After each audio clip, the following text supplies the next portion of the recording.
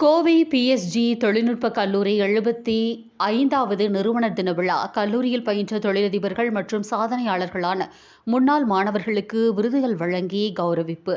Kovai PSG தொழில்நுட்ப கல்லூரியின் 75வது நிறுவன தின விழா கல்லூரி வளாகத்தில் நடைபெற்றது. பிஎஸ்ஜி அண்ட் சன்ஸ் அறக்கட்டளையின் நிர்வாக அரங்காவலர் கோபாலகிருஷ்ணன் தலைமையில் நடைபெற்ற இதில் எஸ்என்ஆர் சன்ஸ் சேரிட்டபிள் டிரஸ்ட் அரங்காவலர் லட்சுமி நாராயணசாமி சிறப்பு விருந்தினராக முன்னிலை வகித்து பேசினார். விழாவில் தலைமை விருந்தினராக பாராளுமன்ற உறுப்பினரும் வெளியுறவுத்துறைக்கான நாடாளுமன்ற நிலைக்குழு தலைவருமான டாக்டர் சசி தரூர் கலந்து கொண்டு பேசினார். அப்போது பேசிய அவர், காலநிலை மாற்றம் தற்போது பெரும் சவாலாகி வருவதாக கூறிய அவர், நாட்டின் பல்வேறு பகுதிகளிலும் இயற்கை மாற்றங்கள் ஏற்படுகின்றன.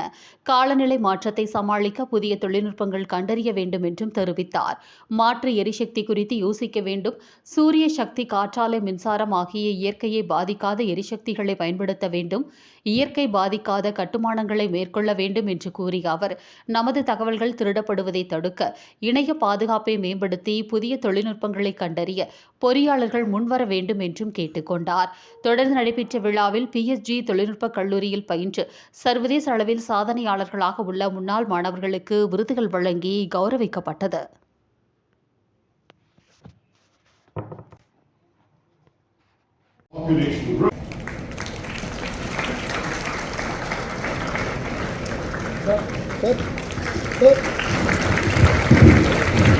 Ladies and gentlemen, please join me in applauding sir for his remarkable achievement.